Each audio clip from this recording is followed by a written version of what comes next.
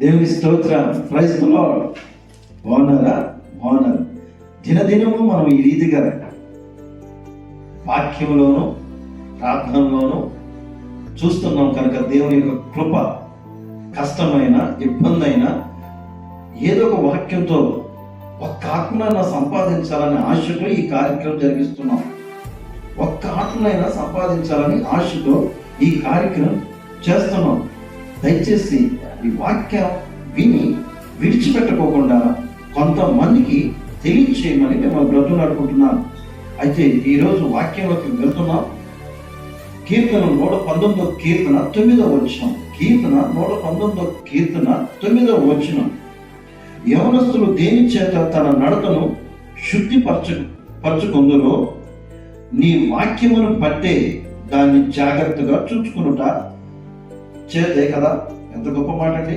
యవనస్తులు దేని చేత తన నడతను శుద్ధపరచుకుందురు అంటే అక్కడ పరిశుద్ధత లేదని గుర్తిస్తున్నాడు. అక్కడ సరైన మార్గం లేదని గుర్తిస్తున్నాడు. యవనస్తులు అంటే స్త్రీలు పురుషులు పిల్లలు ఎరుగుతో చెప్తున్నాడు. స్త్రీలు తన వస్త్రములు సరిగ్గా లేదేమో, స్త్రీలు తన జుట్టు అంటే ఈ రోజు నేను చాలా వరకు నేను చూస్తూ ఉంటాను. మీ అందరికి తెలియదేమో, నేను ఒక మాట నా సాక్ష్యంలో చెప్తున్నాను. నేను ఈ సేవ చేస్తూ ఆటో నడుపుతూ ఉంటాను. ఆ ఆటో నడుపుతున్నప్పుడు అనేక మంది జుట్టు ఇష్టారాజ్యంగా సరైన డ్రెస్ సరిగ్గా ఉండదు.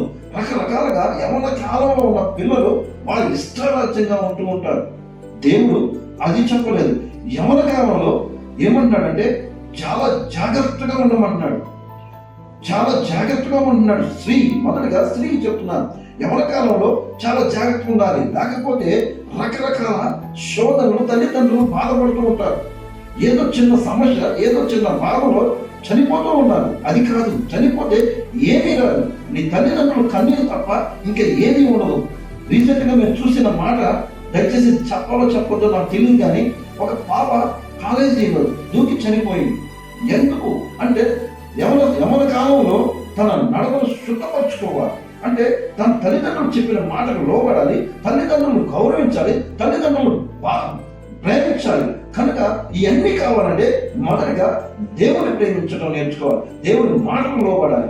అప్పుడు తల్లిదండ్రుల గౌరవము, తల్లిదండ్రుల బాధ పిల్లలకు అర్థమవుతుంది. పురుషులారా, ఎందుకంటే యవనస్తులారా, మీతో కూడా చెప్తున్న మాట ఏంటంటే తెలుసా, యవనస్తులు ఈరోజు ఇష్టారాజ్యంగా సిగరెట్లు, డ్రగ్స్, అనేక రకాలైన మత్తు పదార్థాలు తిని తల్లిదండ్రులను మోసం చేస్తున్నారు, తల్లిదండ్రులను ఇబ్బంది పెడుతున్నారు, తల్లిదండ్రులు చెప్పిన మాటలు లోపడకుండా వాళ్ళు ఇష్టం వచ్చినట్టు చేస్తున్నారు. కానీ జాగ్రత్త, రేపు నీవు కూడా లెక్క చెప్పవలసిన సమయం వస్తుంది.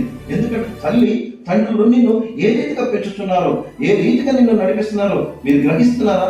గ్రహించకపోతే ఈ వాక్యము నీతో నాతో మాట్లాడుతుంది. ఏంటంటే యవన కాలంలో వాళ్ళు ఏమంటున్నాడంటే తన నడతను శుద్ధపరచుకుందురు. యవన కాలంలోనే శుద్ధపరచుకోవాలి. టీనేజ్ ముందే మనం సిద్ధంగా ఉండాలి. ప్రతి దాన్ని సిద్ధంగా యుద్ధం చేయడానికి సిద్ధంగా ఉండాలి. అంతేగాని దానికి లోపడిపోవడం కాదు, ఆ యొక్క పనికిరానాట్లో మునిగిపోవడం కాదు. కనుక వాటిని జయించే కృపను మనకు కావాలని మనం అడుగుదాం. దేవుడి కొన్ని మాటలు దీవించి ఆశీర్వదించును గాక. ప్రార్థన చేసుకుందాం, తల వంచుకుందాం. మహోన్నతుడా, మహాగణుడా, ఈ రోజు యవన కాలంలో ప్రతి ఒక్కరిని బలపరిచే మాటలు చెప్పి ఉన్నాం.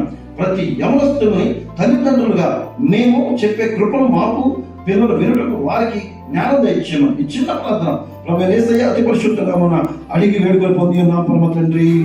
ఆమేన్.